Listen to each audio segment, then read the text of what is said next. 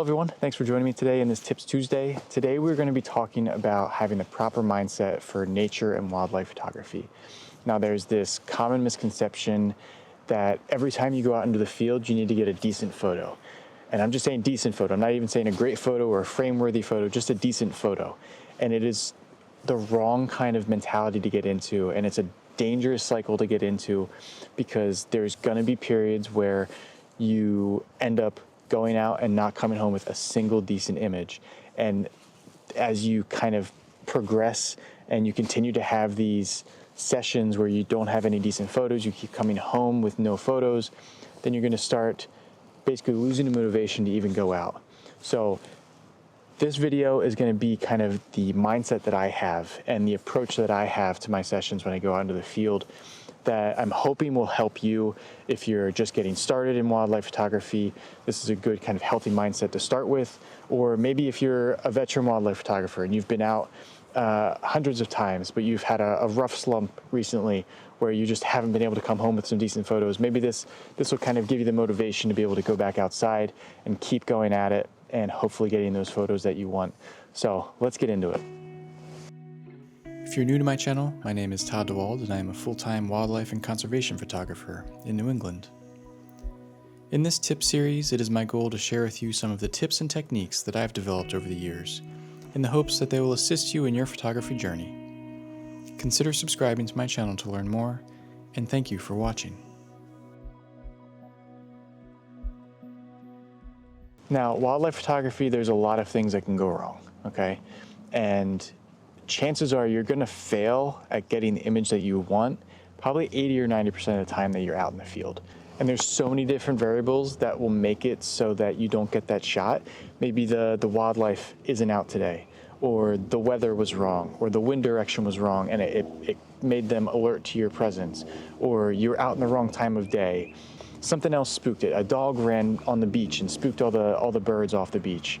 Anything, all of these things can happen that mean that you're not going to come home with the images that you want. And that's just the things that happen when the wildlife doesn't show up to begin with. What happens when you actually get the wildlife in front of your camera, but you mess up the settings somehow, you mess up exposure, autofocus was wrong, something, all these other things that are human error on your part that will make it so you don't get the photo. So there's so much that can go into getting a failed session of not coming home with any images.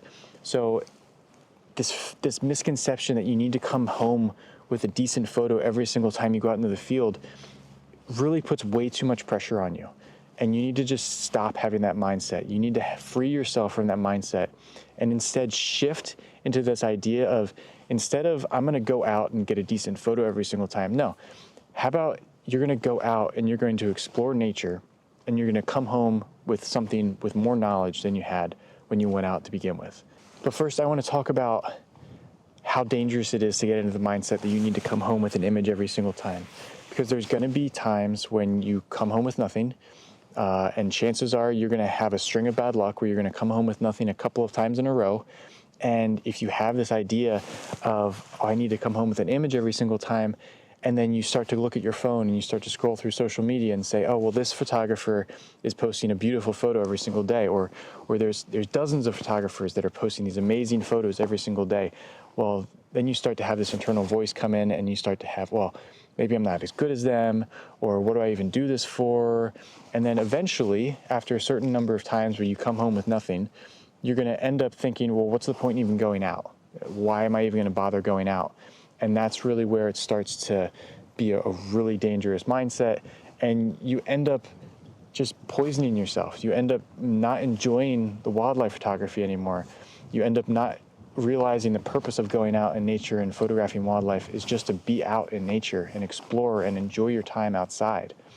This other mindset that I have helps me kind of tone down those internal voices of, oh, you're not good enough, what's the point in going out?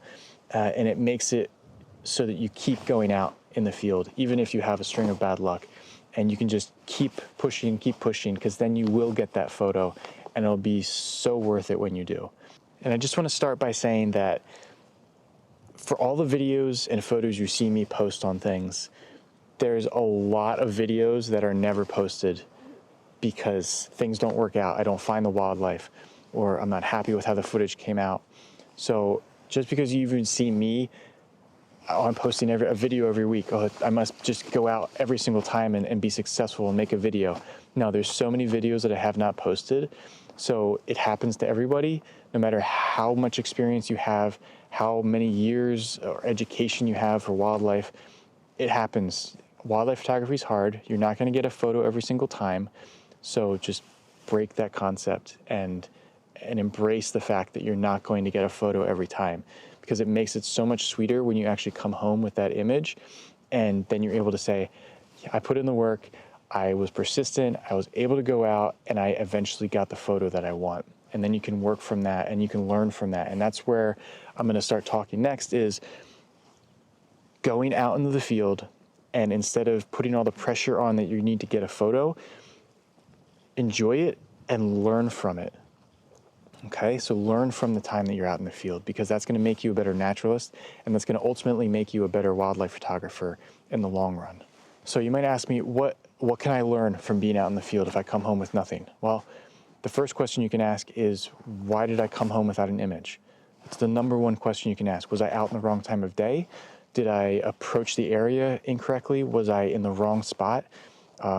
Is it something where I need to learn more about the wildlife I want to photograph so that I can actually be in a better location? Or was it something where I approached the spot, I tried to approach the wildlife, but I ended up spooking them so I couldn't get the image? Okay, well, how do I need to approach them differently? All of these things you can take away. There's so much you can learn from every single time you're out in the field and every encounter you have with wildlife, that you can start to say, okay, well, what if I do this differently? Or what if I do this instead of that? Or what if I'm out in the evening instead of the morning? Is that going to be a better time to find the wildlife? There's so much that you can learn, and every single time you change something or you adjust something, how you act out in the field, it's going to make you that much better the next time you go out. So if you realize that, oh, I was out in the wrong time of day, okay, the next time you can go out in the right time of day or a different time of day and see if you have better luck that time. And then the biggest thing is, even if you don't find the wildlife that you're looking for, you're going to find wildlife. You're going to see or hear things when you're out in the field.